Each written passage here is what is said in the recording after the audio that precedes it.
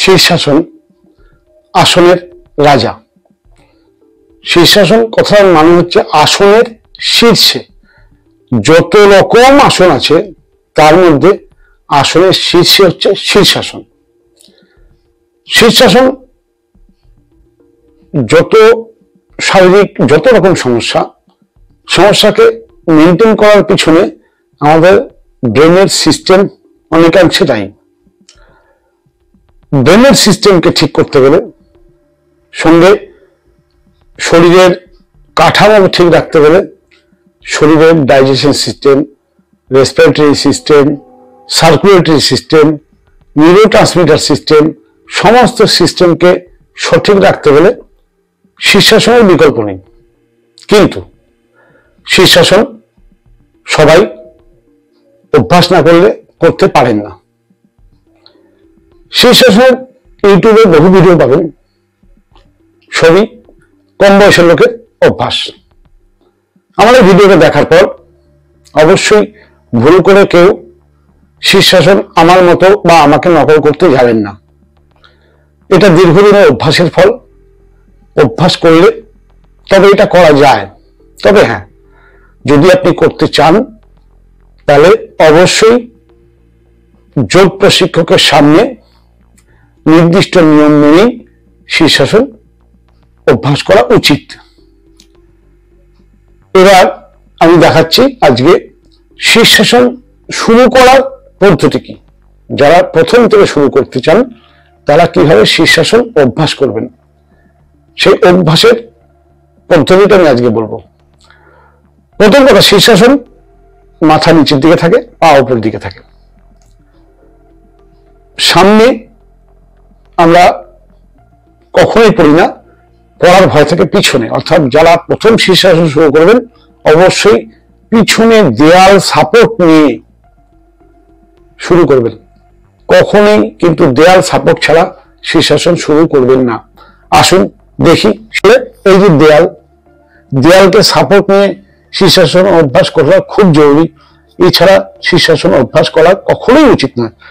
যারা প্রথম করবেন তাদের জন্য আমি দেখাচ্ছি। প্রথমে হাতকে এইভাবে লক করে নিন। লক করে নিয়ে দেয়াল থেকে ফুটখানিক দূরত্ব, বেশি দূরত্ব নিয়ে মাথাটাকে সেট করুন। মাথাটাকে সেট করে পাটাকে এরকম ভাবে পশ্চাৎ আসুন। আস্তে আস্তে পাটাকে আগিয়ে আনুন। প্রথমে এক পা তুলুন, অভ্যাস করুন। তাহলে দুই পা তুলুন যদি পারেন। জোর করবেন না, জোর করে কখনো শীর্ষাসন হয় না। আপনাদের প্রথম পড়ে যাওয়া ভয় থাকবে। আপনার দেয়ালে এরকম সাপোর্ট পা লাগিয়ে এবং দেয়ালে সাপোর্ট নিতে পারেন।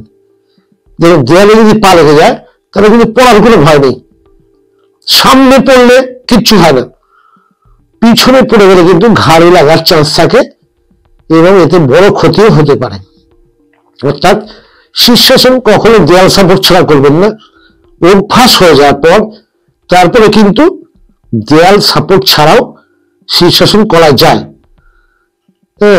শীর্ষাসন নিয়ে হচ্ছে এইভাবে। যখন নামবেন তখন পাটাকে ভাঁজ করুন, ভাঁজ করে পাটাকে লম্বা করুন, আস্তে করে দেখুন এইভাবে পাটাকে মাটিতে দিয়ে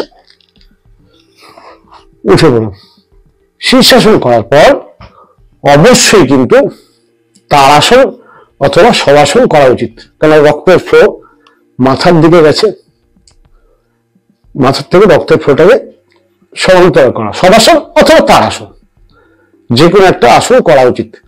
আমি সাইড থেকে একবার দেখাচ্ছি। ফাঁকা জায়গায় আমাদের অভ্যাস আছে, আমি একভাবে 15 মিনিট পর্যন্ত শীর্ষাসনে থাকতে পারি। তা আমি ফাঁকা জায়গায় একদম শূন্য দেখাচ্ছি আপনাদের দেখার সুবিধার জন্য। দেখুন, যে কোনো জায়গায় যে কোনো সময় সেকেন্ডের মধ্যে শীর্ষাসন করা যায় যদি অভ্যাস থাকে। এটা হচ্ছে অভ্যাসের ফল। অভ্যাস না করলে কিন্তু করা যাবে না, বা করার চেষ্টা করবেন না আপনারা। পা সোজা, একদম সোজা।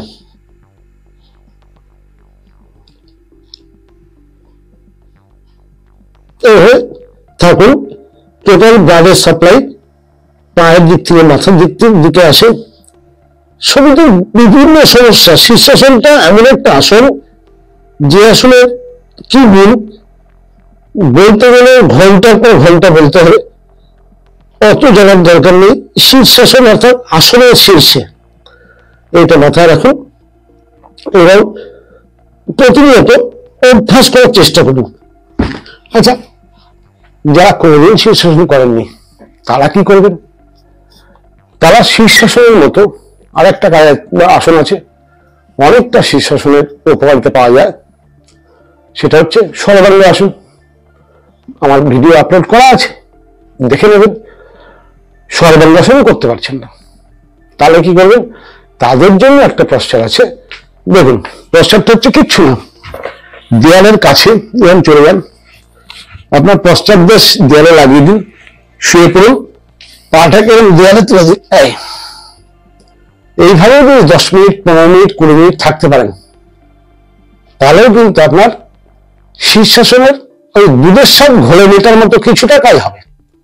কারণ সেক্ষেত্রেও কোমর থেকে পায়ের দিকে ব্লাড সার্কুলেশন কম হবে, টোটাল ব্লাডটা শরীরের নিচের পোর্শনে থাকবে এবং প্রত্যেকটা অর্গান, দেখুন কোমর নিচে তো আমাদের যত ভাইটাল অর্গান, সেই অর্গানগুলো সুস্থভাবে খেতে পারবে, অর্থাৎ ব্লাড সাপ্লাই বাড়লেই তারা সুস্থভাবে খাবে এবং তারা হেলদি হবে। হেলদি হলে আপনি সুস্থ থাকবেন। এটাও যারা শীর্ষাসন করতে পারছেন না, বয়স্ক মানুষ, তারা এটা কিন্তু নিশ্চিন্ত করতে পারেন।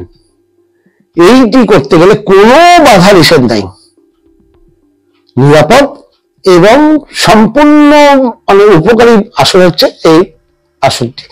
দেয়াল সাপোর্ট নিয়ে দেয়ালে পাটিকে তুলে সোজা করে রেখে দিন, বাস, তার কিচ্ছু না। ঠিক আছে? যখন পা নামাবেন আস্তে আস্তে পা নামান, পা নামান, নামিয়ে এইসব কাছে ঘুরে যান, ব্যাস।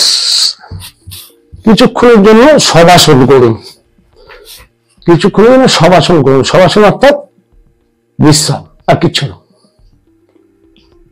এই ছিল আজকের প্রোগ্রাম। শীর্ষাসন কেমন লাগলো জানাতে ভুলবেন না।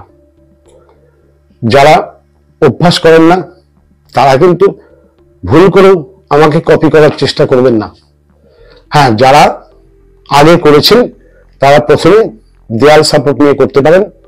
যারা নতুন শুরু করবেন তারা অবশ্যই শীর্ষাসন কোনো যোগ বিশেষজ্ঞ ছাড়া শীর্ষাসন শুরু করা উচিত নয়। আজকে আমি এই বয়সেও কিন্তু রেগুলার অভ্যাস করি বলে খুব ইজিলি করতে পারি। আগামীকাল আবার কোনো নতুন বিষয় নিয়ে আসবো। আজকের জন্য এখানে নমস্কার।